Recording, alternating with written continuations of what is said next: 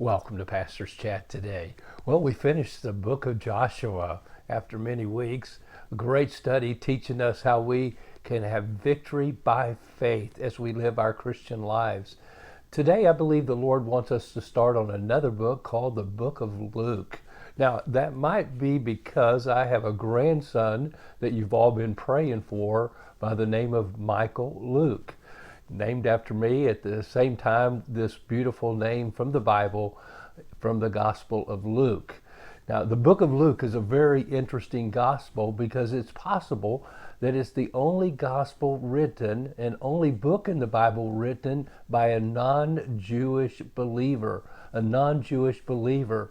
The Bible is basically a Jewish book written by Jewish men, but the book of Luke might have been written by a Gentile physician. Now, we don't know a whole lot about Luke because he's only mentioned 3 times in the New Testament. We know that he shows up in the book of Acts, in Acts chapter 16, when the Apostle Paul is on his second missionary journey, and he sees a vision in the night from a man from Macedonia who calls and says, "Come over and help us." Now, one Bible commentator believes actually that man in Macedonia, that Greek man in Macedonia, was none other than the physician Luke.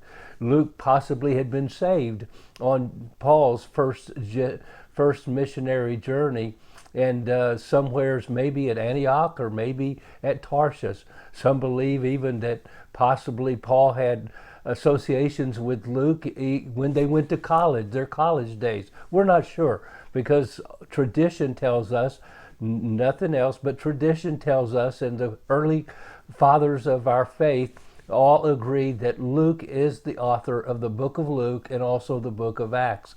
And that's obvious because in Acts, the book of Acts, he writes the book of Acts to Theophilus, and he says that in his first verse, "The former account I made, O Theophilus, of all that Jesus began both to do and teach." What was the former writing that he had? Well, in chapter 1 of Luke, "Inasmuch as many have taken in hand to set in order a narrative of those things which have been fulfilled in us."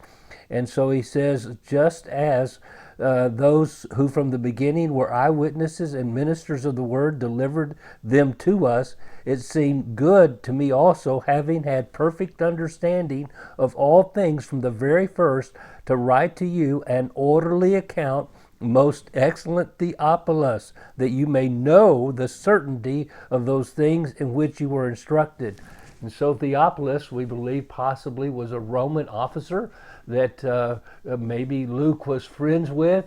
He had met somewheres along the way, and he was trying to help him grow in his faith. So he wrote 2 books to him, the book of Acts and the 2 epistles, 2 letters, which would have been the book of Acts and the book of Luke. And Luke, of course, being written before the book of Acts. And so what an interesting man, a physician. We know he traveled with the Apostle Paul. He identified himself as "we," and that begins in chapter 16 of the Gospel of the book of Acts. Now, Luke is a man who has a compassion for people. It's very obvious. Matter of fact, the key verse for the book is Luke chapter 19, verse 10. "For the Son of Man is come to seek and to save that which was lost." And Luke presents Jesus Christ as the compassionate Son of Man who came to live among sinners, to love them, to help them, and to die for them. In the Gospel of Luke, we meet individuals as well as crowds, children and women. He mentions women more than any other gospel writer.